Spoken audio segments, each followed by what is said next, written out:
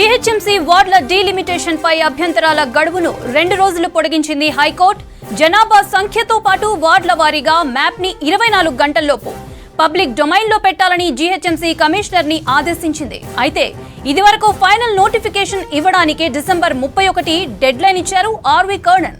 3 రోజులు గడువు పెంచాలని పిటిషనర్ల తరపు న్యాయవాదులు కోరారు. దీంతో డెడ్ లైన్ దగ్గర పడుతుండటంతో 2 రోజులకు మించి పెంచలేమని తెలిపింది హైకోర్టు.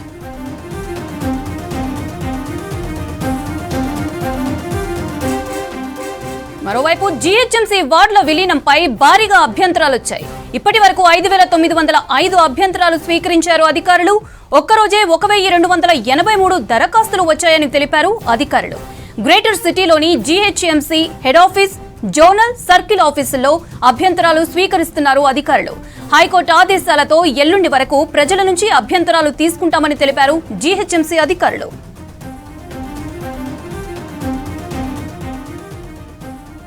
రైట్, దీనికి సంబంధించిన మరిన్ని డీటెయిల్స్ సదానందం అందిస్తారు. సదా, జీహెచ్ఎంసీ అభ్యంతరాలు తీసుకోవడానికి 2 రోజులు గడువు పెంచింది హైకోర్టు. అయితే దీనికి సంబంధించిన అప్డేట్స్ ఏంటి?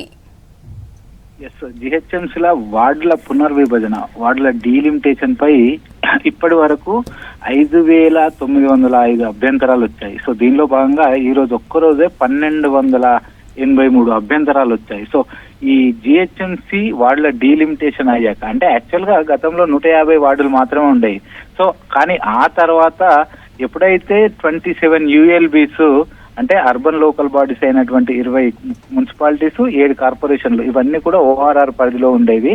ఇవన్నీ జిహెచ్ఎంసీలో విలీనమైన తర్వాత గతంలో ఉన్నటువంటి 150 వార్డులను 300కు పెంచుతూ నిర్ణయం తీసుకుంది ప్రభుత్వం. సో ఈ 300 వార్డులు చేసిన తర్వాత సో అందులో ఉన్నటువంటి ఆ డీలిమిటేషన్ లో చాలా వరకు అభ్యంతరాలు ఉన్నాయంటూ కూడా పబ్లిక్, పొలిటికల్ పార్టీస్, వివిధ ప్రైవేట్ సంస్థలన్నీ కూడా వచ్చి అభ్యంతరాలను తెలపడానికి అవకాశం ఇచ్చింది. సో దీంతో అభ్యంతరాలు వచ్చేవి అనేవి భారీగా వస్తున్నాయి. సో ఇప్పటి వరకు 5,905 అభ్యంతరాలు వచ్చాయి. 1,283 అభ్యంతరాలు ఈ రోజు ఒక్కరోజే వచ్చాయి.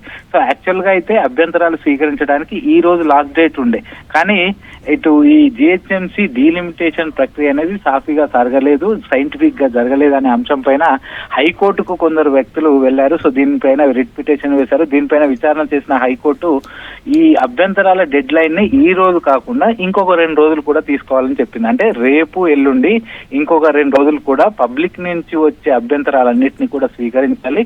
స్వీకరించిన తర్వాత వాటిని పరిగణలోకి తీసుకొని మాత్రమే ఫైనల్ డ్రాఫ్ట్ నోటు రిలీజ్ చేయాలంటూ కూడా చెప్పింది. సో యాక్చువల్ గా జిహెచ్ఎంసీ కమిషనర్ మొన్న జరిగిన కౌన్సిల్ మీటింగ్ లో ఏం చెప్పాడంటే, ఈ నెల అంటే డిసెంబర్ 31 వరకు డెడ్ లైన్ ఇచ్చాము. సో డిసెంబర్ 31 లోపు మేము ఫైనల్ నోటిఫికేషన్ పూర్తిగా గతంలో రిలీజ్ చేసినటువంటి ప్రిలిమినరీ నోటిఫికేషన్ పైన వచ్చిన అభ్యంతరాలన్నింటినీ పరిశీలించి డిసెంబర్ 31 లోపుగా ఫైనల్ నోటిఫికేషన్ జారీ చేయాల్సి ఉంది. సో ఇప్పుడు డిసెంబర్ 31 లోపు జారీ చేస్తేనే నెక్స్ట్ జరగబోయే జనగణనకు, అంటే కేంద్ర ప్రభుత్వం నిర్వహిస్తున్న జనగణనకు పూర్తిగా సహకరిస్తుంది. కాబట్టి డిసెంబర్ 31 లోపు కంప్లీట్ చేయాలనుకుంటున్నామని చెప్పింది. సో దీనికి అనుగుణంగానే కేవలం 2 రోజులు మాత్రమే, అంటే రేపు, ఎల్లుండి కూడా ఇంకా తీసుకోవాలని చెప్పింది. సో ఇప్పటికంటే ఈ రోజు వరకు 8 రోజులు అయిపోయింది, అంటే ఈ అభ్యంతరాలు తీసుకుంటూ. సో 8 రోజుల్లో 5,905 వచ్చాయి.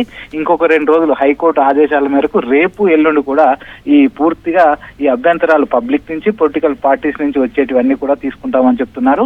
సో ఈ అభ్యంతరాలను పరిగణలోకి తీసుకోవడంతో పాటు నిన్న కౌన్సిల్ మీటింగ్ నిర్వహించారు. సో ఈ కౌన్సిల్ మీటింగ్ లో నగరంలో ఉన్నటువంటి కార్పొరేటర్లు, ఎక్స్ అఫీషియో మెంబర్స్, అంటే జిహెచ్ఎంసీ పరిధిలో ఉన్నటువంటి ఎమ్మెల్యేలు, ఎంపీలు, ఎమ్మెల్సీలు, వీళ్ళందరూ కూడా అభ్యంతరాలు తెలిపారు. కొన్ని సూచనలు, సలహాలు చేశారు.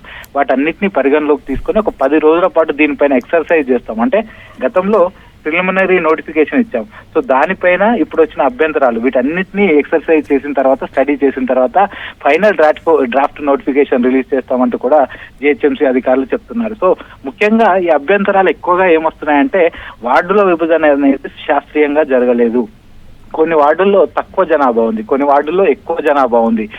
అటు జిహెచ్ఎంసీ అధికారులు చెప్పేది ఏంటంటే కేవలం అటు 35,000 నుంచి 45,000 మధ్య జనాభాను బట్టి మొత్తం 300 వార్డులను విభజించాము.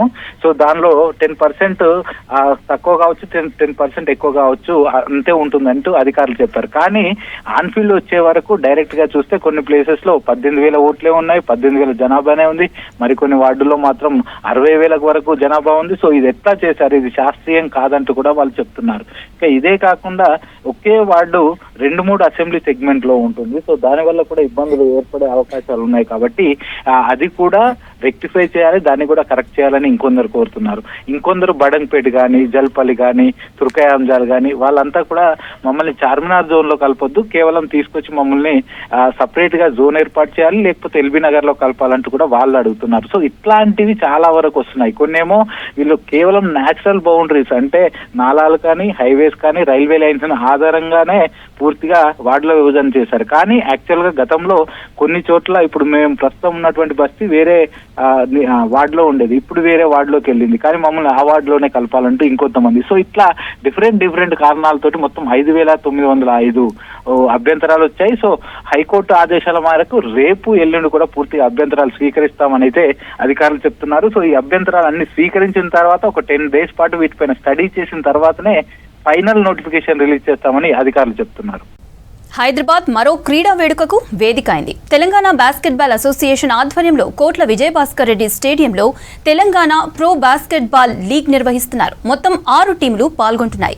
ఈ నెల 24 వరకు బాస్కెట్బాల్ లీగ్ పోటీలు జరగనున్నాయి. ఈ కార్యక్రమంలో మంత్రి Azharuddin, MLA Naveen Yadav, sports authority chairman Shivasena Reddy, Indian basketball association అధ్యక్షుడు అదవ్ అర్జున్ గ్రామీణ స్థాయి క్రీడాకారులను ప్రోత్సహించేందుకే టోర్నమెంట్లు నిర్వహిస్తున్నామని తెలిపారు. Telangana basketball association president Sridhar Reddy.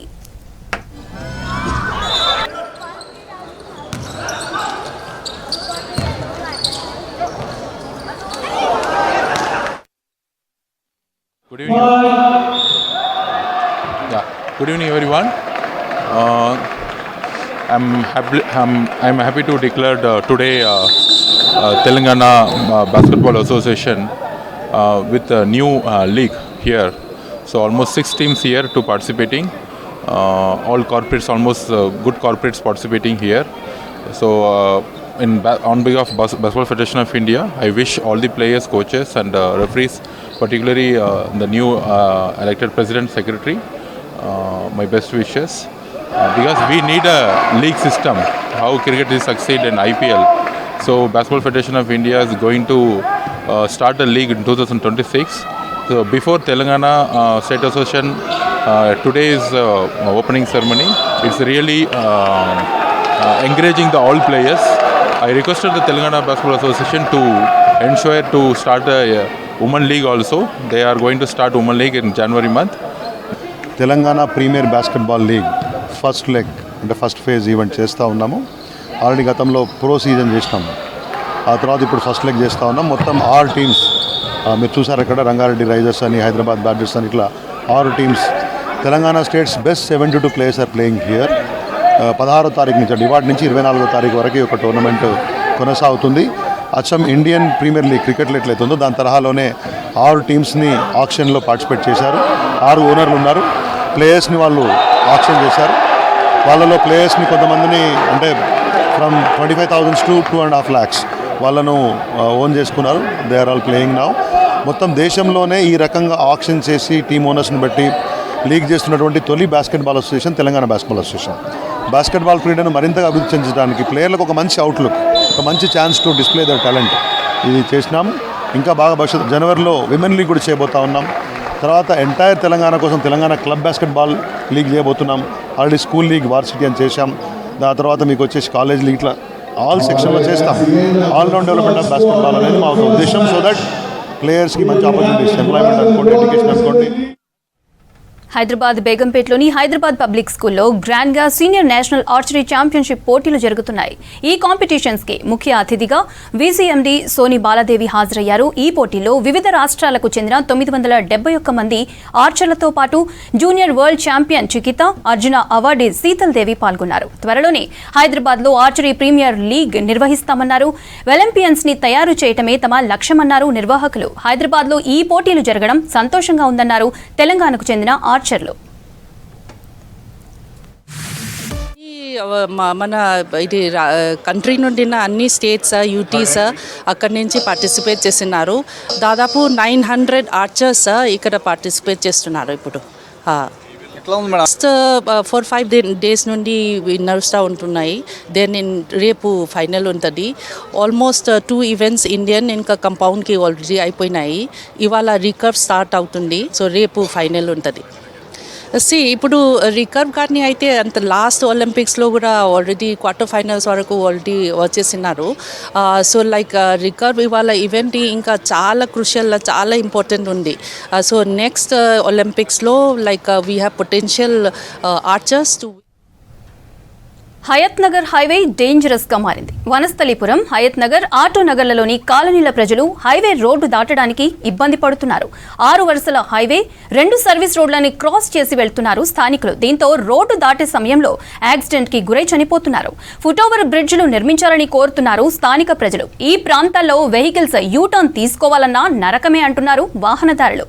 ఇదే అంశానికి సంబంధించిన మరింత సమాచారం అనిల్ అందిస్తారు.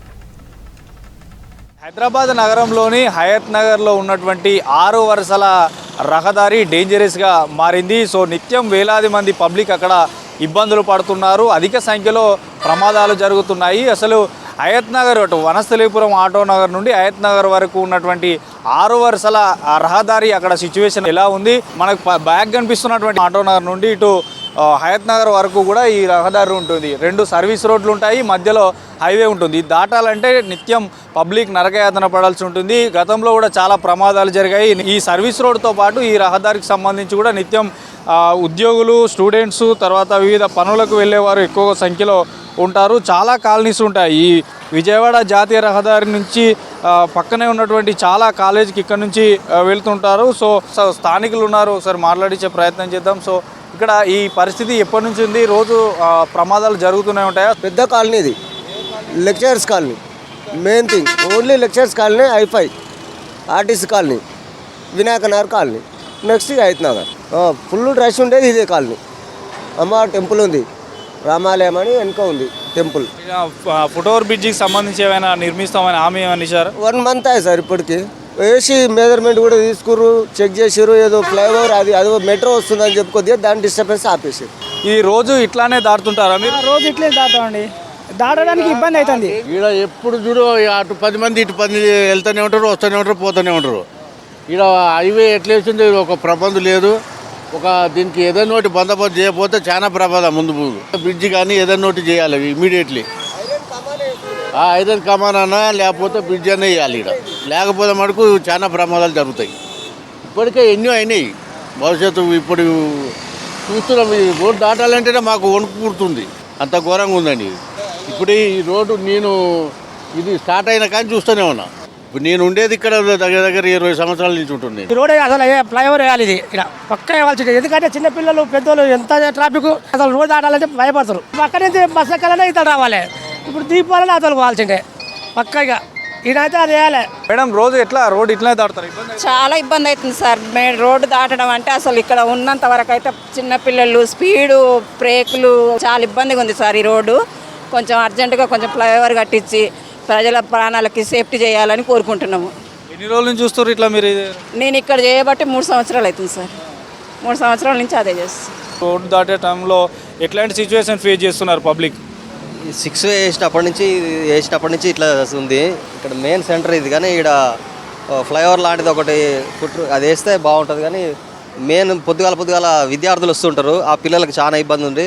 సరే పొద్దున పూట అంటే చూసుకొని రాగలుగుతారు, కానీ సాయంత్రం 5-6 అయిందంటే చాలా ఇబ్బంది ఉంటుంది. లైటింగ్ అటు నుంచి వెహికల్స్ వస్తుంటే ఆ లైటింగ్ కాబట్టి వచ్చే వాళ్ళకి కనపడకుండా పోతుంటుంది. రోజు 2-3 యాక్సిడెంట్లు అవుతూ ఉంటాయి ఇక్కడ. చూడొచ్చు మనకి డే టైంలోనే అటు పబ్లిక్ ఇబ్బంది పడుతుంటే ఇంకా నైట్ టైంలో మాత్రం చాలా డేంజరస్గా ఉంటుంది. ఇది దాటాలంటే కష్టతరము. దాదాపు ఒక గ్రూప్ ఆఫ్ పీపుల్ అంటే ఒక 5 members 6 members కలిస్తే తప్ప ఈ ఒక్కరు సింగిల్గా ఈ ఒక్కరు కానీ ఇద్దరు కానీ ఈ రోడ్డు దాటనటువంటి పరిస్థితి. దీనికి తోడు రాంగ్ రూట్లో ఆటోలు ఉండొచ్చు. మనకి రాంగ్ రూట్లో కూడా ఆటోలు రావడం, 2 wheelers రావడం వల్ల కూడా ఇంకా ఇబ్బందులు ఏర్పడుతున్నాయి. సో ఇష్టానుసారంగా వాహనాలు ఇక్కడ నడపడం, రాంగ్ రూట్లో నడపడం వల్ల కూడా ఇబ్బందులు పడుతున్నారు పబ్లిక్. ఈ రోడ్డు దాటడం వల్ల అవతల గీతలు దాటడం వల్ల ఇట్లా దారి ఉన్నటాన అయిన వచ్చి గుద్దుకోవడం, మనుషులు సావడం, దెబ్బలు తగలడం చాలా ఇబ్బంది అవుతుంది. బండ్లేమో హైవే కదా, చాలా స్పీడ్ నుంచి వస్తూ ఉంటాయి. దాటానికి మస్తు ఇబ్బంది అవుతుంది. రోజు పొద్దున పనులకి ఇట్లా పోయేటోళ్ళు ఇట్లా పొద్దున సాయంత్రం అన్న ఇక బ్రిడ్జ్ ఇట్లా ఉంటేనేమో అటు ఇటు దాటుతానా ఏం లేదు, ఈజీగా ఉంటుంది. ఏం లేదు, బండ్లేమో హైవే కదా, స్పీడ్ వస్తూ ఉన్నాయి. మొన్న ఒక ఆయన గుద్దినారు, కింద పడ్డాడు ముసలాయన. బ్రిడ్జ్ ఉంటేనేమో అటు ఇటు దాటుతుండే తప్పున. ఎక్కువగా సిటీకి ఎంటర్ అయ్యేటువంటి భారీ వాహనాల వల్ల కూడా ఈ యొక్క 6 వరుసల రహదారిపై నిత్యం ప్రమాదాలు జరుగుతున్నాయి. సో ఈ డేంజరస్ 6 వరుసల రహదారిపైన ఖచ్చితంగా ఫుట్ ఓవర్ బ్రిడ్జ్ నిర్మించాలంటూ కూడా పబ్లిక్ చెప్తున్నారు. సంజయ్తో అనిల్, V6 న్యూస్, హయత్నగర్ నుండి. న్యూ ఇయర్ వేడుకలకు హైదరాబాద్ సిద్ధమవుతోంది. ప్రైవేటు పార్టీలు, ఈవెంట్స్ తో ఎంజాయ్ చేసేందుకు ఏర్పాట్లపై ఆర్గనైజర్లు ఫోకస్ పెట్టారు. న్యూ ఇయర్ సెలబ్రేషన్స్ పై హైదరాబాద్, సైబరాబాద్, రాచకొండ సిపి పరిధిలో ఆంక్షలు విధించారు. నిబంధనలను అతిక్రమిస్తే సహించేదే లేదని హెచ్చరిస్తున్నారు పోలీసులు. డిసెంబర్ 31 రాత్రి లా అండ్ ఆర్డర్, ట్రాఫిక్ కి ఎలాంటి ఇబ్బందులు తలెత్తకుండా చర్యలు తీసుకోనున్నారు.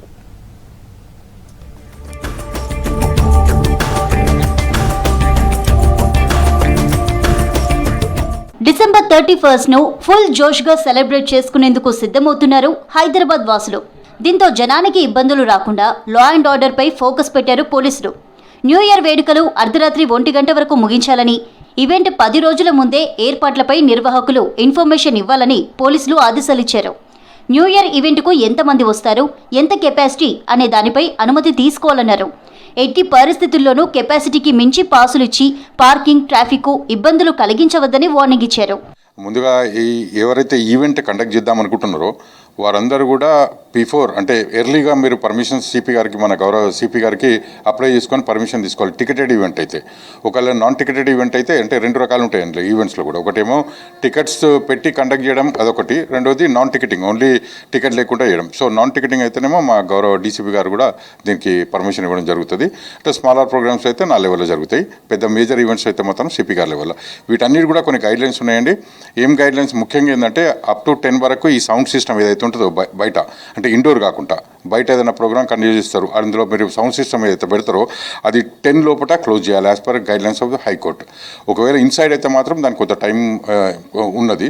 అదేవిధంగా ఇప్పుడు ఈవెంట్ కండక్ట్ చేస్తున్నప్పుడు ఈ మైనర్స్ని కానీ పిల్లల్ని కానీ ఒకవేళ ఇప్పుడు ఫర్ ఎగ్జాంపుల్ పబ్స్లలో మీరు ఈవెంట్ కండక్ట్ చేస్తున్నారు, అందులో 80% కూడా మైనర్ పిల్లల్ని అలో చేయొద్దు. ఎక్కడైతే డ్రింక్ సర్వ్ చేస్తున్నారు అక్కడ. డిసెంబర్ 31 ఈవెంట్స్ జరిగే ప్లేస్, పబ్స్ ఎంట్రీ, ఎగ్జిట్ దగ్గర సీసీ కెమెరాలు ఏర్పాటు చేయాలని, ప్రైవేటు పార్టీల దగ్గర సెక్యూరిటీ ఉంచాలని ఆదేశించారు పోలీసులు.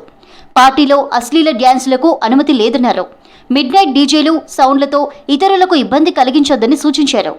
ముఖ్యంగా న్యూ ఇయర్ సెలబ్రేషన్స్లో డ్రగ్స్, గంజాయి సప్లై చేస్తే చర్యలు తప్పవని హెచ్చరించారు. లిక్కర్ ఈవెంట్లలో మైనర్లకు అనుమతి లేదని చెప్పారు. డ్రంక్ అండ్ డ్రైవ్లో దొరికితే జైలు శిక్ష, లైసెన్స్ రద్దు చేస్తామని హెచ్చరించారు పోలీసులు. ఇందులో మత్తు పదార్థాలకు సంబంధించి కానీ, గాంజాయి కానీ, డ్రగ్స్ కానీ ఇవేమన్నా ఒకవేళ అటువంటి ఏమన్నా అందులో కనబడితే మాత్రం నాన్ అవైలబుల్ సెక్షన్ల కింద మేము కేసు బుక్ చేయడం జరుగుతుంది. అంటే ఇదే టైం కాదు, మామూలుగా కూడా NDPS యాక్ట్ కింద మనం కేసు చేయడం జరుగుతుంది. ఇందులో ఎవరైనా ఈవెంట్ కండక్ట్ చేసేటోళ్ళు ఒకవేళ ఇటువంటిది ఏమన్నా చేస్తే మాత్రం ఖచ్చితంగా వాళ్ళ మీద నాన్ అవైలబుల్ సెక్షన్స్ వాళ్ళని రిమాండ్ చేయడం జరుగుతుంది. సో ఈ విషయంలో చాలా జాగ్రత్తగా ఉండాలి. న్యూ ఇయర్ సెలబ్రేషన్స్ నిబంధనలు అతిక్రమిస్తే చర్యలు తప్పవని హెచ్చరిస్తున్నారు సిటీ పోలీసులు. రూల్స్ పాటిస్తూ వేడుకలు జరుపుకోవాలని చెప్తున్నారు. వ్యాపారవేత్తలు, రిటైర్డ్ ఉద్యోగులు, రియల్టర్ల ఇండ్లే వారి టార్గెట్. ఇంట్లో పని చేస్తామంటూ ఎంట్రీ ఇస్తారు. కొన్ని రోజులు నమ్మకంగా ఉన్నట్లు నటిస్తారు. యజమానికి వారిపై పూర్తి నమ్మకం కుదిరిన తర్వాత యాక్షన్ ప్లాన్ అమలు చేస్తారు. ఇన్నేళ్లు పని చేసి మానేసిన ఇంటికి రెక్కీ చేస్తారు. ఎవరూ ఊహించని విధంగా దోపిడీ చేసి సరిహద్దులు దాటి వెళ్లిపోతారు. ఈ డేంజర్ గ్యాంగ్స్ ఎక్కడి నుంచి నగరానికి వస్తున్నాయి? వీళ్ళ క్రైమ్ స్టైల్ ఏంటో తెలుసుకోవాలంటే లెట్స్ వాచ్ దిస్ స్టోరీ.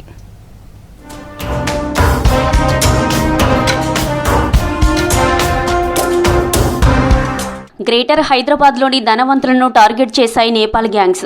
ఇంట్లో పనిచేస్తామని ఎంటర్ అవుతారు. కొన్ని రోజులు చేసిన తర్వాత ఇంట్లో పరిస్థితులను గమనిస్తారు. ఇంట్లోని డబ్బు, బంగారం, ఇతర విలువైన వస్తువులపై కన్నేస్తారు. యజమాని ప్రతి మూమెంట్పై దృష్టి పెడతారు. అనువైన సమయం చూసి కోట్ల రూపాయలు విలువ చేసే బంగారం, డబ్బు దొంగతనం చేస్తాయి నేపాల్ గ్యాంగ్స్.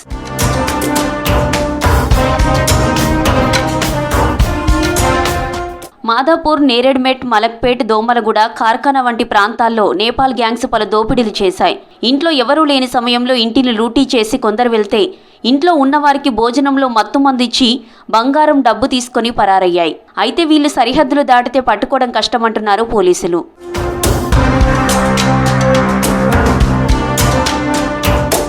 గత నెలలో నేపాలీ ముఠా కార్ఖానాలో పనిచేస్తున్న ఇంటికే కన్నం వేసింది. యజమానిని కట్టేసి పెద్ద మొత్తంలో బంగారు నగదు ఎత్తుకెళ్లారు. 75 ఏళ్ల కెప్టెన్ గిరి అనే వ్యక్తి నివాసంలో దోపిడీకి పాల్పడ్డారు. ఇంట్లో పనిచేస్తున్న నేపాలీ వ్యక్తి మరో 4గురితో కలిసి గిరిపై కర్రలతో దాడి చేసి దొంగతనం చేశారు. 50 లక్షలు విలువ చేసే బంగారు నగలతో పాటు నగదు ఎత్తుకెళ్లారని తెలిపారు పోలీసులు. 13 మంది సభ్యులతో కూడిన ఈ ముఠాను అరెస్టు చేశారు. మరో 8 మంది పరారీలో ఉన్నారన్నారు పోలీసులు. మన కార్ఖానా పిఎస్ లిమిట్లో గత నెల 15-16 నైట్లో ఒక రిటైర్డ్ ఆర్మీ ఎంప్లాయీ ఇంటికి ఇది డకీతి కేసు జరిగింది. దీంట్లో మెయిన్ పార్టిసిపేషన్ అంటే వాళ్ళ ఇంటికి పని చేసి వాళ్ళు ఇద్దరు నేపాలీ, రాజేందర్ సాయి అండ్ రేఖా రావల్ ఇద్దరు అదే ఇంటికి అంతకుముందు 25-30 డేస్ నుంచి అక్కడ పని చేశారు. వాళ్ళు క్రిమినల్ ఇంటెన్షన్తో ప్లాన్ చేసి ఇంకా 11 members, all from Nepal's only, total 13 members ఇది ప్లాన్ చేసి ఈ 15 and 16 నైట్లో ఈ ఆర్మీ ఎంప్లాయీ ఇంటికి వచ్చి వాళ్ళకి భయం ప్రాంతంలో పెట్టి కొట్టి ఈ దొంగతనం చేశారు. సిల్వర్, గోల్డ్ అండ్ క్యాష్ కొంచెం దొంగతనం చేశారు. రోజు ఈ కేసు డిటెక్ట్ చేయడం జరిగింది. సో అవుట్ ఆఫ్ 13 మెంబర్స్ మన 5 పర్సన్కి అప్రెంట్ చేశాము. అండ్ ప్రాపర్టీ కూడా 73 grams silver, 23 grams 73 grams gold items, 23 grams silver items, cash 43,000 అదే మన సీజ్ చేశాము. ఇంకా 8 అక్యూజ్ అబ్స్కాండింగ్లో ఉన్నారు. వాళ్ళ గురించి కూడా మన ఇన్వెస్టిగేషన్ నడుస్తుంది. మలక్పేట్లో నేపాలీ గ్యాంగ్ భారీ చోరీకి పాల్పడింది. వరుస దొంగతనాల్లో నేపాలీ ముఠాల ప్రమేయం ఉండడంతో అలర్ట్ అయ్యారు పోలీసులు.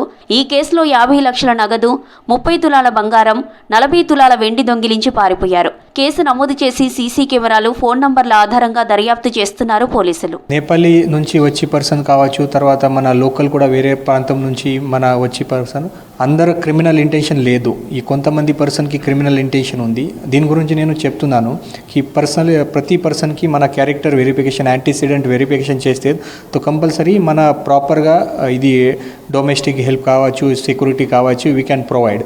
బట్ 100% ప్రతి నేపాల్ నుంచి వస్తారో అంటే క్రిమినల్ మైండ్తో ఉంటారో అది లేదు. అది ఇళ్లలో పని మనుషులను పెట్టుకునేటప్పుడు వారి క్రైమ్ రికార్డును పోలీస్ స్టేషన్లలో చెక్ చేసుకోవాలని సూచిస్తున్నారు పోలీసులు. ఆస్ట్రేలియాలో జరిగిన ఉగ్రదాడికి హైదరాబాద్తో ఉన్న లింక్ సంచలనంగా మారింది. ఈ ఘటనకు పాల్పడిన సాజిద్ అక్రమ్ వద్ద ఇండియన్ పాస్పోర్ట్ అక్కడి అధికారులకు దొరికింది. అతడు గతంలో హైదరాబాద్కి ప్రయాణించినట్లు తేలడంతో దర్యాప్తు చేస్తున్నారు.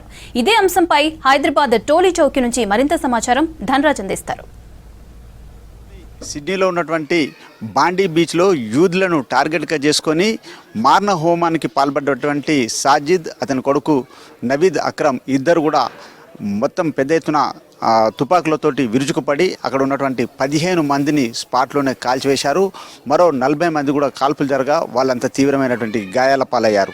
ఈ కేసు పైన ఆస్ట్రేలియాకి సంబంధించినటువంటి పోలీసులు దర్యాప్తు చేస్తున్నటువంటి క్రమంలో అక్కడ స్పాట్లోనే ఒక ఇండియన్ పాస్పోర్ట్ దొరకడం, దానిలో క్లూ లాగినట్లయితే మొత్తం హైదరాబాద్కు సంబంధించినటువంటి లింకులన్నీ కూడా ఒక్కొక్కటిగా బయటపడ్డాయి. అయితే ఈ సాజిద్ అక్రమ్ చూసినట్లయితే 27 ఏళ్ల క్రితమే హైదరాబాదును వదిలి ఆస్ట్రేలియాకు వలస వెళ్ళాడు. అక్కడే ఒక యూరోపియన్కి సంబంధించినటువంటి మహిళను పెళ్లి చేసుకుని అక్కడే స్థిరపడ్డాడు.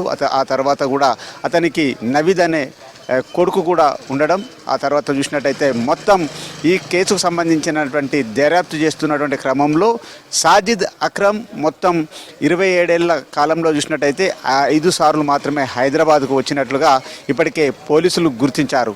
ఇక అతనికి సంబంధించినటువంటి బ్యాక్గ్రౌండు, అతని ఎడ్యుకేషన్కి సంబంధించినటువంటి ప్రొఫైల్ చూసినట్టయితే అతను బీకామ్ మాత్రం పూర్తి చేసి 27 ఏళ్ల తర్వాత ఆస్ట్రేలియాకు విజిటింగ్ సంబంధించినటువంటి వీసాపై వెళ్ళి అక్కడ యూరోపియన్ మహిళను పెళ్లి చేసుకున్న తర్వాత అక్కడే స్థిరపడ్డాడు. ఆ తర్వాత కొడుకు నవీద్తో కలిసి ఐఎస్ఐ సంబంధించినటువంటి ఫిలిప్పీన్ దేశానికి వెళ్ళి అక్కడే పూర్తిగా శిక్షణ తీసుకొని ఆ తర్వాత మళ్ళీ ఆస్ట్రేలియాకి సంబంధించినటువంటి బాండీ బీచ్లో జరుగుతున్నటువంటి యూదుల పైన కాల్పులతోటి తెగబడ్డటువంటి క్రమంలో మొత్తం ఈ కేసుకు సంబంధించినటువంటి ఆస్ట్రేలియన్ పోలీసులు మొదటగా పాకిస్తాన్కి సంబంధించినటువంటి ఉగ్రవాదులుగా మాత్రమే అనుమాన పడ్డప్పటికీ మాత్రము మొత్తం అక్కడ ఇండియన్కి సంబంధించినటువంటి పాస్పోర్టు ఆధారంగా పూర్తి క్లూసు లాగినట్లయితే దానికి సంబంధించి హైదరాబాద్ టోలీ చౌక్ సంబంధించినటువంటి లింకులన్నీ కూడా ఒక్కొక్కటిగా బయటపడ్డాయి. ఈ కేసు పైన కూడా తెలంగాణకు సంబంధించినటువంటి ఇంటెలిజెన్స్ అదేవిధంగా డీజీపీని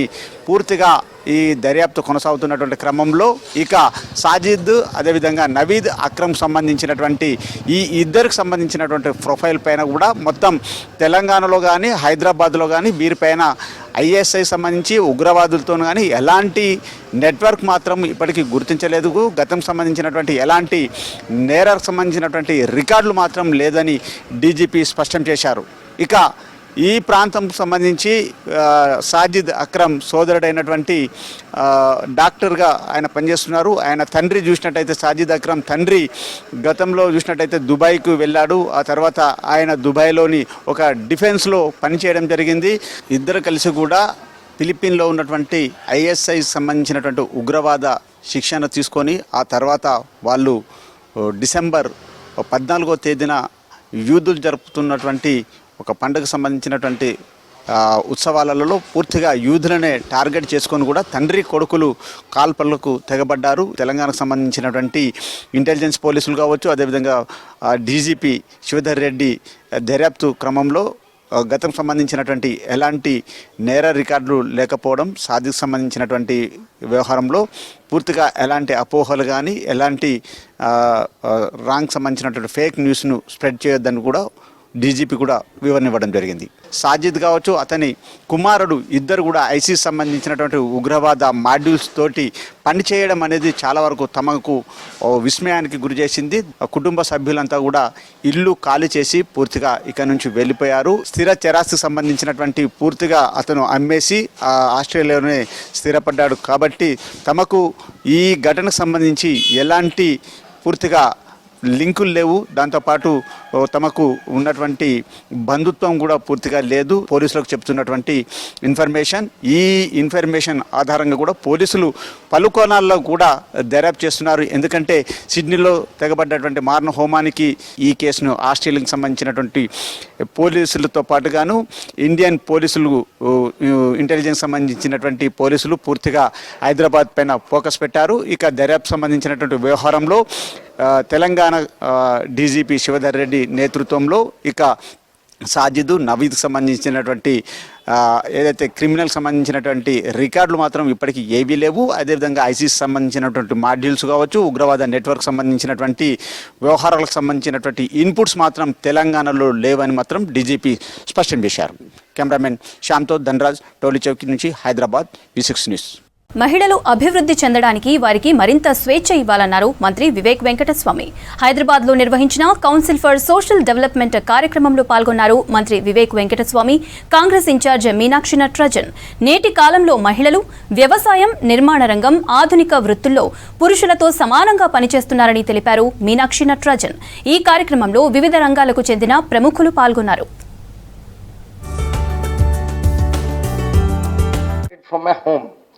My spouse was a homemaker, but then after my father, late Mr. Venkateswamy, passed away, he used to run an educational institution.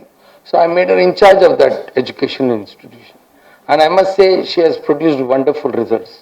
And now she has the aspiration to say, I want to start a university. So this is the kind of empowerment woman definitely needs. I also have some issues with her because she wants to go very fast. And I want to go a little in a paced manner. And today, interestingly, my daughter, who also runs a media house, she had a lot of issues with me. So after hearing this seminar, I have decided that I will give her a lot of freedom. after hearing the various speeches, I've come to a conclusion. She has always been demanding that she be given more freedom to run a business. So I've now decided that yes, she is going to get all the freedom she needs, and however much she wants to criticize me, she can do, but she should run the business on her own. So I think it is important, because in our Indian culture, for men to accept successful women is very difficult. And Mrs. Meenakshi ji in her long speech enumerated several times where men have not been fair and how they need to outgrow from the current situation.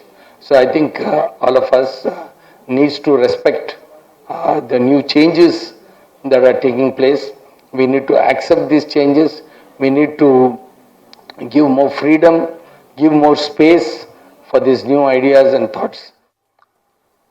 स्त्री मुक्ति आंदोलन का ये 50वां वर्ष है। हमारे संविधान निर्माण का ये 75वां, जब हमने अंगीकृत किया उसके बाद का ये 75वां वर्ष है।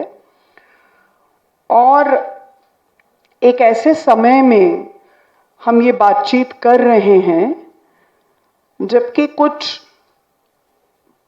बहुत इन मूल्यों से विपरीत मूल्य हमें दिखाई देते हैं। एक ऐसे माहौल में जबकि हाल ही में जब अफगानिस्तान के तालिबानी सरकार के एक मंत्री भारत आते हैं और उनकी एक पत्रकार वार्ता होती है, उसमें एक भी महिला पत्रकार नहीं होती और जो पुरुष पत्रकार हैं वो पूरी पत्रकार वार्ता में बड़े आराम से हिस्सा लेते हैं और चले जाते हैं। और ये किसी देश के किसी कोने में नहीं हुआ, देश की राजधानी में हुआ। तो मैं इस घटना का जिक्र यहाँ इसलिए कर रही हूँ, ये मेरे लिखे हुए भाषण का अंश नहीं है, लेकिन मैं इसका जिक्र यहाँ इसलिए कर रही हूँ कि आज कई सारे मुद्दे ऐसे हो गए हैं जो कि हमको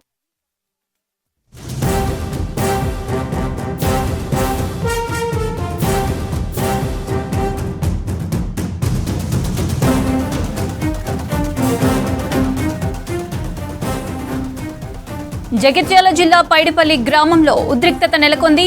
ఎన్నికల ఓట్ల లెక్కింపులో బీజేపీ బీఆర్ఎస్ మద్దతుదారుల మధ్య గొడవ జరుగుతోంది. ఓట్ల లెక్కింపులో అవకతవకలు జరిగాయని ఆరోపించారు జక్కుల శేఖర్. మరో బ్యాలెట్లో ఓట్లు లెక్కించాల్సి ఉండగానే 17 ఓట్లతో ఓడిపోయారని ఎన్నికల అధికారులు సంతకం తీసుకున్నారని ఆరోపించారు బీజేపీ మద్దతుదారుడు జక్కుల శేఖర్.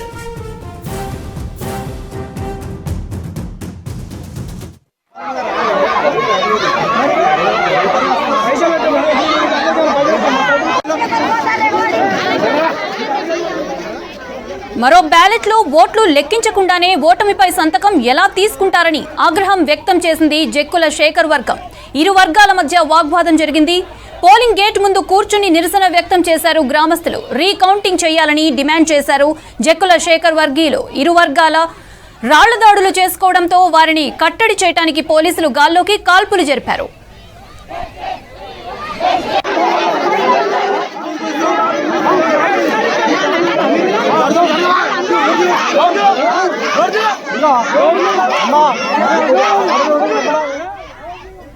జగిత్యాల జిల్లా పైడిపల్లి పంచాయతీ ఎన్నికల్లో ఉద్రిక్తత నెలకొంది. మరిన్ని వివరాలు సాగర్ అందిస్తారు. సాగర్, పైడిపల్లిలో జరిగిన గొడవకు సంబంధించిన అప్డేట్స్ ఏంటి? ఎస్ మౌనిక, జగిత్యాల జిల్లాలో చివరి పోలింగ్ వివాదాస్పదంగా మారింది. జగిత్యాల జిల్లా వెల్గటూరు మండలం పైడిపల్లి గ్రామంలో థర్డ్ విడత ఎన్నికల్లో ఈ పైడిపల్లి గ్రామం నుంచి ఓట్ల లెక్కింపులో అవకతవకలు జరిగాయంటూ ఇటు బీజేపీ అభ్యర్థి జక్కుల శేఖర్, అదేవిధంగా జక్కుల శేఖర్ తో పాటు మరో అభ్యర్థి బీఆర్ఎస్ అభ్యర్థి గంగుల నగేష్, అంటే వీరంతా కూడా బీసీ మహిళకు కేటాయించారు. ఇందులో మహిళా అభ్యర్థులే పోటీ చేయగా మహిళా అభ్యర్థులు మహిళా అభ్యర్థులు మొత్తం కూడా పోటీ చేశారు. టఫ్ ఫైట్ నెలకొంది. మొత్తంగా అటు ఇటు రెండు పక్కల కూడా టఫ్ ఫైట్ ఓట్ల లెక్కింపులో అవకతవకలు జరిగాయని చెప్పేసి వీళ్ళు అయితే డిమాండ్ చేశారు. బ్యాలెట్ బాక్సులు లెక్కించాల్సి ఉండగా ఒక బ్యాలెట్ బాక్స్ మొత్తం పక్కన పెట్టి మిగతా బ్యాలెట్ బాక్సులను పెట్టారని చెప్పేసి ఈ దర్కుల శేఖర్ అనే అభ్యర్థి తరపున వాళ్ళు డిమాండ్ వ్యక్తం చేశారు. ఎందుకంటే ఓట్ల లెక్కింపు మొత్తం పూర్తయిపోయింది. 13 ఓట్లతోని మేము ఓడిపోయామని చెప్పేసి జక్కుల శేఖర్ వాళ్లకు ఎలక్షన్ అధికారులు చెప్పారు. దీంతో మీరు ఈ పేపర్ పై సంతకం పెట్టాలని చెప్పేసి ఎన్నికల అధికారులు చెప్పగానే శేఖర్ వాళ్ళ భార్య వెళ్లి సంతకం చేసింది. చేయడంతోనే మళ్ళీ ఏదైతే బ్యాలెట్ బాక్సులు లెక్కించాల్సిన చూపెట్టకుండా ఇంకొక బ్యాలెట్ బాక్స్ అక్కడే పక్కకి ఉన్నా కూడా దానిలోంచి లెక్కించలేదని చెప్పేసి అభ్యర్థి జక్కుల శేఖర్ అయితే ఆరోపిస్తున్న పరిస్థితి నెలకొంది. ఈ నేపథ్యంలో వీళ్ళు రీకౌంటింగ్ జక్కుల శేఖర్ అనే వాళ్ళ భార్య రీకౌంటింగ్ చేయాలని చెప్పేసి అభ్యర్థించారు. దీంతో రీకౌంటింగ్ చేయలేక చాలా ఇటు గ్రామస్తులు కావచ్చు, ఈ జక్కుల శేఖర్ తరపున గ్రామస్తులు వీళ్ళంతా కూడా అక్కడ గొడవకు దిగిన పరిస్థితి. గేట్ ముందు కూడా గ్రామస్తులందరూ సుమారు 100 నుంచి 200 మంది గేటు పైన పోలింగ్ కేంద్రం సెంటర్ ముందు మొత్తం ధర్నాకు దిగారు. దీంతో పెద్ద ఎత్తున ఆ గ్రామంలో ఉద్రిక్తత వాతావరణం నెలకొంది. వెంటనే రీకౌంటింగ్ చేయాలని, మాకు న్యాయం చేయాలని చెప్పేసి కూడా దాదాపు 3 గంటలుగా అక్కడే పోలింగ్ కేంద్రం దగ్గర ముందుండి నిరసన వ్యక్తం చేసిన పరిస్థితి నెలకొంది. మొత్తానికైతే ఈ ఏదైతే బ్యాలెట్ బాక్స్ లెక్కించని బ్యాలెట్ బాక్స్ ఉందో ఆ బ్యాలెట్ బాక్స్ లెక్కించిన తర్వాతనే మీ ఇక్కడ నుంచి బ్యాలెట్ బాక్సులు కావచ్చు, ఎన్నికల సామాగ్రి మొత్తం కూడా తీసుకెళ్లాలని చెప్పేసి వాళ్ళు అల్టిమేట్ జారీ చేశారు. కానీ ఎన్నికల అధికారులు ఏదైతే జక్కుల శేఖర్ వాళ్ళ భార్య ఏదైతే ఉందో ఆ అమ్మాయి మొత్తం ఓటమికి అయిందని చెప్పి సంతకం తీసేసుకున్నారు. వాళ్ళు ఏదైతే బ్యాలెట్ బాక్సులు కావచ్చు, ఎన్నికల సామాగ్రిని తరలించే క్రమంలో పెద్ద ఎత్తున ఉద్రిక్త వాతావరణం నెలకొంది. ఆ బ్యాలెట్ బాక్సులను తరలించవద్దు, రీకౌంటింగ్ చేశాకనే మాకు ఆ బ్యాలెట్ బాక్సులు కూడా తీసుకెళ్లాలని చెప్పేసి ఈ శేఖర్ తరపున గ్రామస్తులు కావచ్చు, అతని అభ్యర్థులు కావచ్చు, వీళ్ళంతా కూడా డిమాండ్ వ్యక్తం చేసిన నేపథ్యంలో ఎవరు కూడా ఈ ఎన్నికల అధికారులు దాన్ని ససేమీర అనడంతో కూడా పెద్ద ఎత్తున ఉద్రిక్తత చోటు చేసుకుని పోలీసులు లాఠీ చార్జ్ చేశారు. అదేవిధంగా గ్రామస్తులు జక్కుల శేఖర్ కావచ్చు, అతని భార్యపై కూడా పోలీసుల లాఠీ చార్జ్ కూడా చేసినట్లు వాళ్ళైతే ప్రత్యక్షంగా ఆరోపిస్తున్నారు. మనం విజువల్స్ లో కూడా చూడొచ్చు, చాలా పెద్ద ఎత్తున గొడవ జరిగింది. దాదాపు 3 గంటల పాటు హంగామా మొత్తం కూడా నడిచిందని చెప్పేసి ఇక్కడ మనం చూస్తే మనకు అర్థమవుతుంది. మొత్తానికైతే రీకౌంటింగ్ చేస్తే ఏమైతుంది, రీకౌంటింగ్ చేస్తే మాకు కూడా ఏంటిదనే తెలుస్తుంది కదా అని చెప్పేసి వాళ్ళ వాదనను కూడా ఎన్నికల అధికారులు కావచ్చు, అక్కడ ఉన్న పోలీస్ అధికారులు ఎంత చెప్పినా కూడా వినకుండా పెద్ద ఎత్తున ఆందోళన అయితే చేపట్టారు. ఈ ఆందోళన నేపథ్యంలో పెద్ద ఎత్తున ఈ గ్రామస్తులు ఎవరైతే ఉన్నారో వాళ్ళు చెప్పినా కూడా రీకౌంటింగ్ చేయని నేపథ్యంలో ఆ బ్యాలెట్ బాక్సులను మండల కేంద్రానికి తీసుకెళ్లే క్రమంలో అదంతా కూడా అడ్డుకోవడంతో పెద్ద ఎత్తున గొడవ ఉద్రిక్తతకు దారితీసింది. పోలీసులు లాఠీ చార్జ్ కూడా చేశారు. లాఠీ చార్జ్ చేసిన తర్వాత స్థానం కోల్పోయిన ఆ గ్రామస్తులు మొత్తం కూడా పోలీసులపై రాళ్ల దాడికి చేసిన పరిస్థితి నెలకొంది. మనం విజువల్స్ లో కూడా చూడొచ్చు, రాళ్ల దాడి చేసిన నేపథ్యంలో అక్కడ పెద్ద ఎత్తున ఉధృతత అయితే చోటు చేసుకుంది.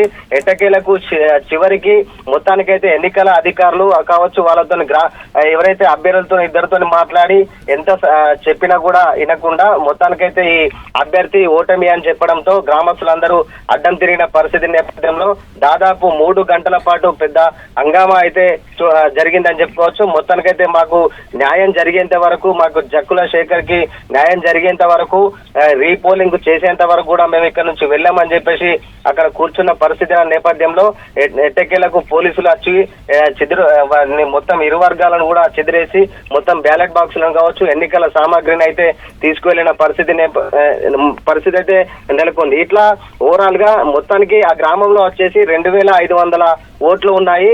మొత్తం ఇవాళ పోలింగ్ అయినాయి. మొత్తం కూడా 2050 ఓట్లు పోల్ అయ్యాయి.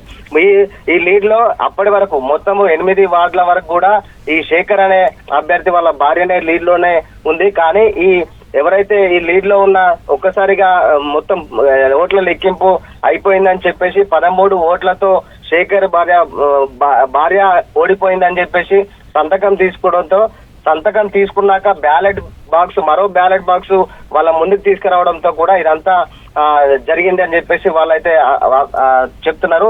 మొత్తానికైతే బ్యాలెట్ బాక్సులు మొత్తం లెక్కించాల్సిన అధికారులు మొత్తం వారి కళ్ళ ముందే అన్ని చూస్తారు. ఎప్పుడైనా కూడా మనం ఓట్లు లెక్కించేటప్పుడు సీల్ వేయడం దగ్గర నుంచి మొదలుకుంటే సీల్ తీయడం వరకు కూడా అభ్యర్థుల ముందే మనకు ఓట్లు లెక్కిస్తారు. కానీ ఇక్కడ వీళ్ళు అభ్యర్థులు చెప్పే బ్యాలెట్ బాక్సులు మొత్తం ఉన్నాయి తీసుకొచ్చి అక్కడ పెట్టామని చెప్పేసి ఎన్నికల అధికారులు చెప్తుంటే ఇక్కడ మేము ఓట్ల లెక్కింపు అయిపోయిన తర్వాత ఇంకొక బ్యాలెట్ బాక్స్ తీసుకొచ్చారని చెప్పేసి వీళ్ళ వాదన. మొత్తానికైతే ఇదంతా క్లారిఫై చేయాల్సిన ఎన్నికల అధికారులు కావచ్చు, ఇటు పోలీస్ అధికారులు కావచ్చు, ఇక్కడ ఇలాంటిది కూడా చేయకపోవడంతో ఇక్కడ ఇంత పెద్ద వాగ్వాదానికి పెద్ద ఎత్తున లాఠీ చార్జ్ చేసే వచ్చింది. మొత్తానికైతే 3 రౌండ్లు గాల్లోకి కాల్పులు జరిగిన సిచ్యువేషన్ కూడా జరిగిందంటే పెద్ద ఎత్తున ఇది ఇంత పెద్ద ఎత్తున ఘటన జరిగిన ఇటు ఎన్నికల అధికారులు కావచ్చు, ఇటు పోలీసు అధికారులు కావచ్చు పట్టించుకోవడం లేదనే విమర్శలు అయితే వెలువెత్తుతున్నాయి.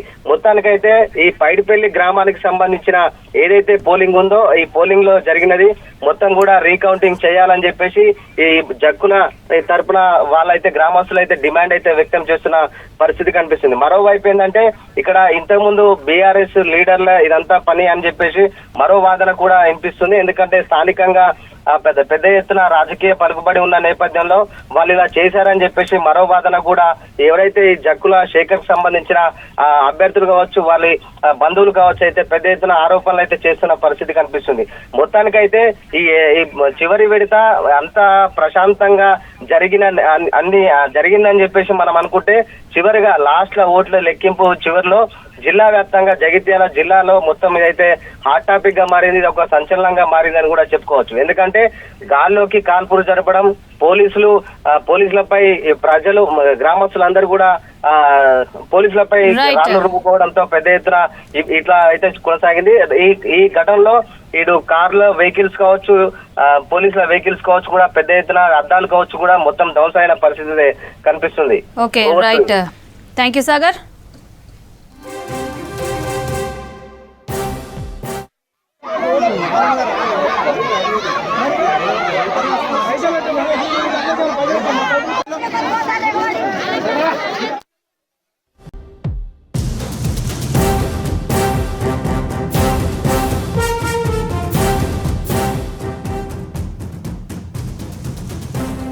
యాదాద్రి భువనగిరి జిల్లా దండు మల్కాపురం గ్రామంలో తీవ్ర ఉద్రిక్తత నెలకొంది. కాంగ్రెస్ పార్టీ మద్దతుదారుడిపై బీఆర్ఎస్ పార్టీ మండల అధ్యక్షుడు నిరంజన్ గౌడ్ 155 ఓట్ల మెజారిటీతో గెలుపొందాడు. కాంగ్రెస్ మద్దతుదారులు కౌంటింగ్ కేంద్రం నుంచి బయటికి వెళ్తుంటే కవ్వింపులకు పాల్పడ్డారు బీఆర్ఎస్ కార్యకర్తలు. దీంతో ఇరు వర్గాలు దాడులకు దిగారు. దీంతో పరిస్థితిని అదుపులోకి తీసుకురావడానికి లాఠీ చార్జ్ చేశారు పోలీసులు.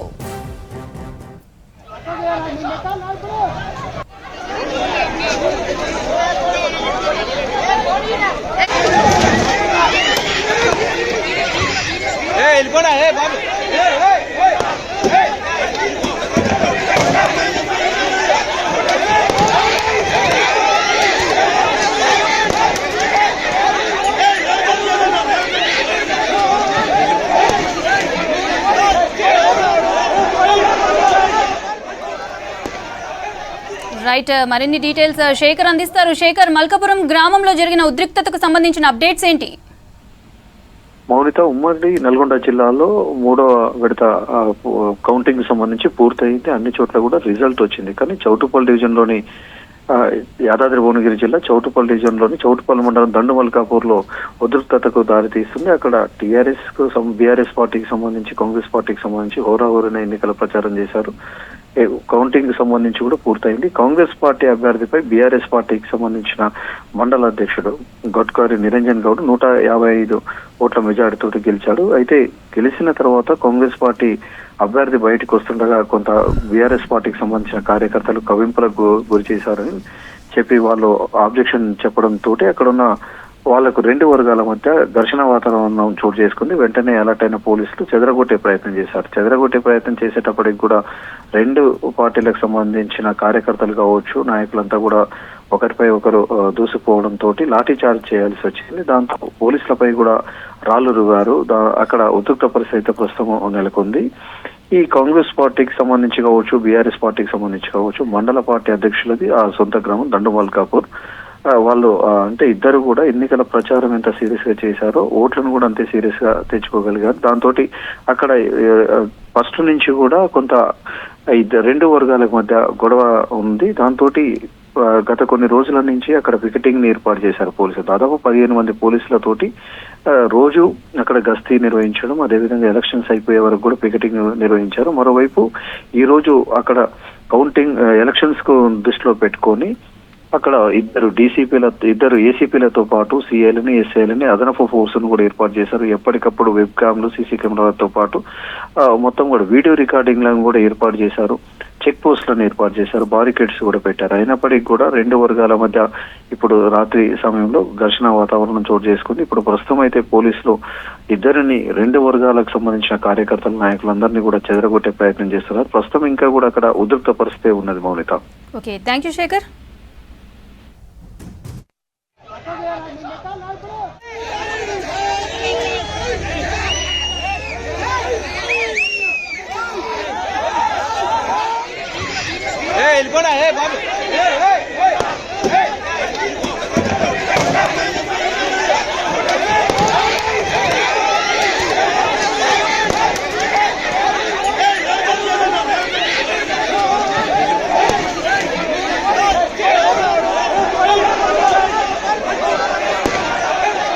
వచ్చే సంవత్సరం మే నెలలో ఉమ్మడి ప్రవేశ పరీక్షలు నిర్వహించేందుకు సిద్ధమవుతున్నామని తెలిపారు ఉన్నత విద్యామండలి చైర్మన్ బాలకృష్ణారెడ్డి.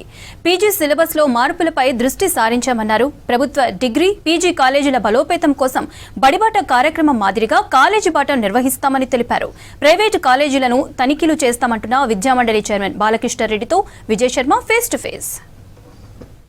ఉన్నత విద్యలో అనేకమైనటువంటి మార్పులు తెచ్చేందుకు రాష్ట్ర ప్రభుత్వం ఉన్నత విద్యా మండలి కూడా కృషి చేస్తుంది. అయితే తాజాగా మరికొన్ని నిర్ణయాలు కూడా ఇటు ఉన్నత విద్యా మండలి తీసుకుంటుంది. అసలు ఉన్నత విద్యలో ఎటువంటి మార్పులు ఉండనున్నాయి, సెట్స్ పరీక్షలు కూడా ఆల్రెడీ ఇంటర్ ఎగ్జామ్ షెడ్యూల్ వచ్చింది కనుక సెట్స్ పరీక్షలు ఎప్పుడు నిర్వహించబోతున్నారు, ఈ విషయాలన్నీ మనతోని మాట్లాడేందుకు ఉన్నత విద్యా మండలి చైర్మన్ ప్రొఫెసర్ బాలకృష్ణారెడ్డి ఉన్నారు. సార్, అప్పుడు డిసెంబర్ మంత్ వచ్చేసింది, ఇంటర్ ఎగ్జామ్ షెడ్యూల్ కూడా వచ్చింది. సో సెట్స్కి సంబంధించి ఎప్పుడు ఉండబోతున్నాయి, ఈసారి ఏమన్నా మార్పులు ఉన్నాయి?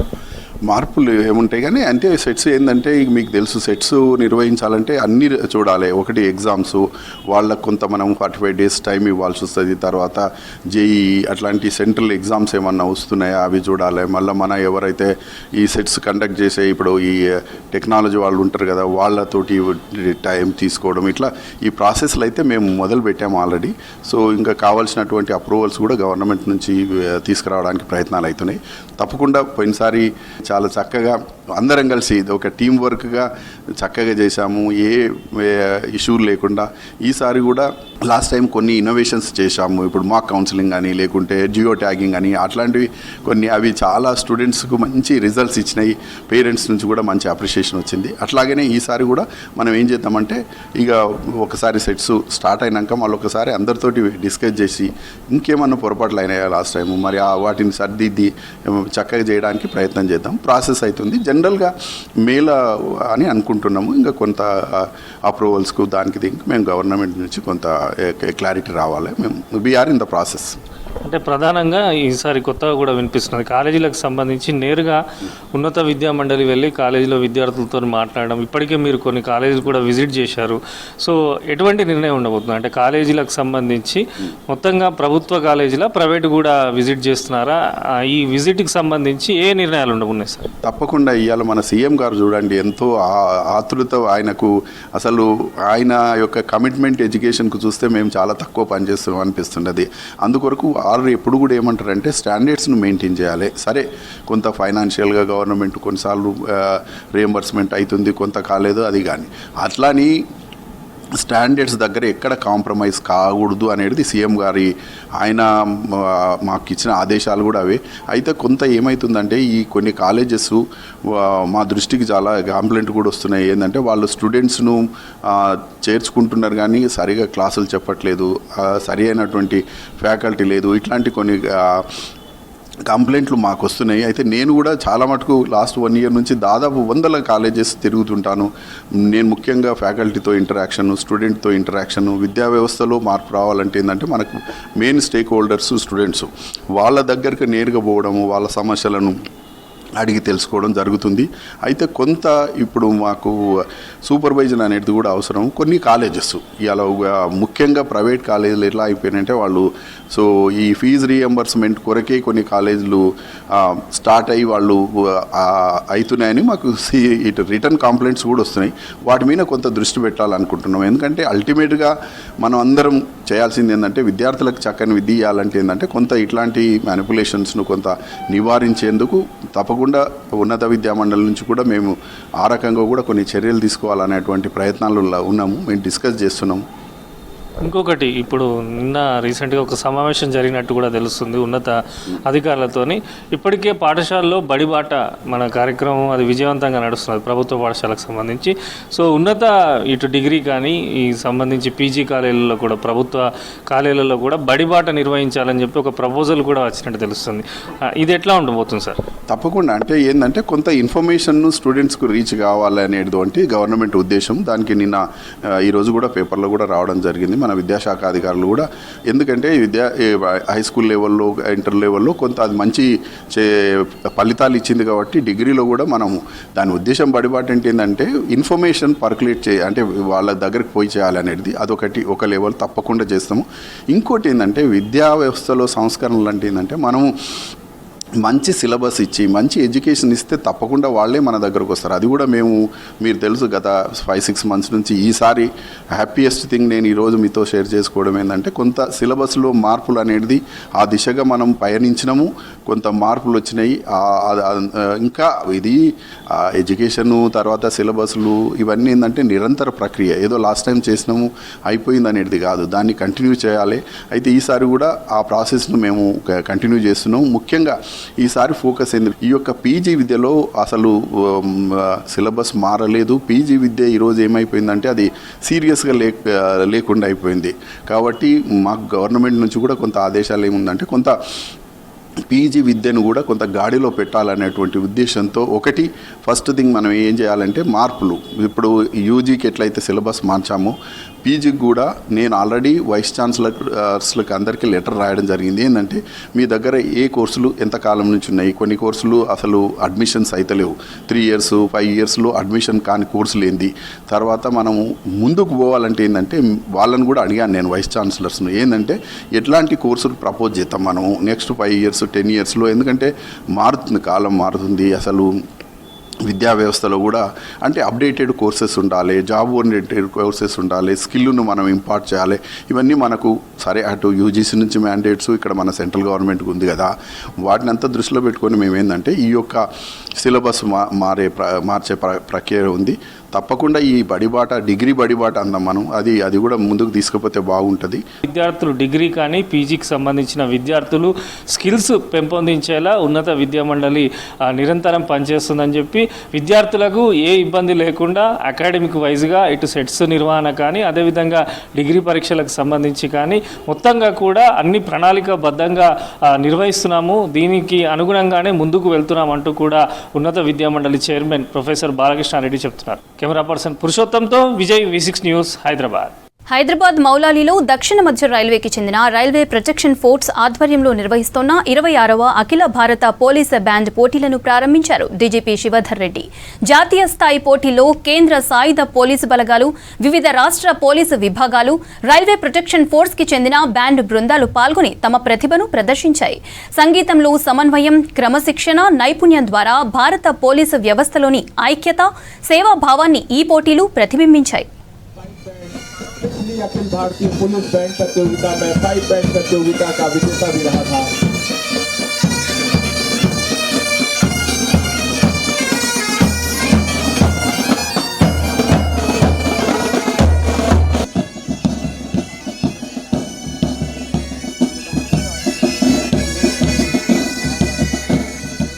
ఈ మెగా ఈవెంట్లో 24 రాష్ట్రాలు, కేంద్రపాలిత ప్రాంతాలు, సిఏపీఎఫ్లు, సిపిఓల నుంచి బృందాలు పాల్గొన్నాయి.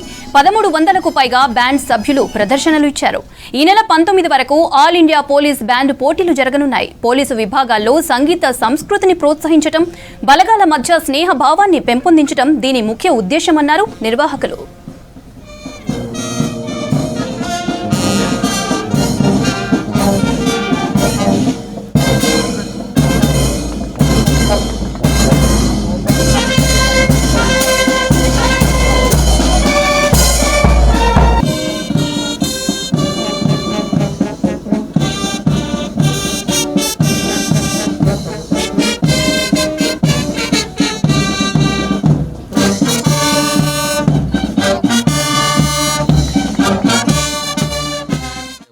बैंड प्रतियोगिता के इस उद्घाटन समारोह के में मुख्य अतिथि के रूप में आपके बीच उपस्थित होना मेरे लिए अत्यंत सम्मान और गौरव की बात है। मैं देश की विभिन्न राज्यों और केंद्रीय पुलिस बलों से पधारे सभी प्रतिभागी बैंडों के इस राष्ट्रीय मंच पर हार्दिक स्वागत करता हूं। आपकी उपस्थिति इस आयोजन की गरिमा और महत्व को और बढ़ाती है। इस वर्ष की मेज़बान संस्था रेलवे सुरक्षा बल हमारे देश की वर्दीधारी सेवाओं में एक विशिष्ट और गौरवपूर्ण स्थान रखती है।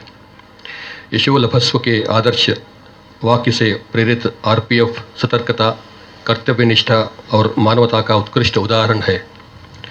विश्व के चौथे सबसे बड़े रेलवे नेटवर्क की सुरक्षा का दायित्व निभाते हुए आरपीएफ प्रतिदिन करोड़ों यात्रियों की सुरक्षा और विश्वास की रक्षा करता है। ऐसे अनुशासित और समर्पित बल द्वारा इस राष्ट्रीय स्तर पर प्रतियोगिता की मेज़बानी किया जाना अत्यंत उपयुक्त है। मैं रेलवे पुलिस फोर्स को, प्रोटेक्शन फोर्स को इस अवसर पर बधाई देता हूँ। यह प्रतियोगिता केवल एक संगीत आयोजन नहीं है, बल्कि यह अनुशासन, समर्पण और सामूहिक प्रयास का प्रतीक है। पुलिस बैंड हमारी परंपराओं का अभिन्न अंग है। राष्ट्रीय पर्वें, औपचारिक परेडों और महत्वपूर्ण समारोहों में पुलिस बैंड अपनी प्रस्तुतियां के माध्यम से अनुशासन, एकता और राष्ट्रीय गौरव की भावना को सशक्त करते हैं।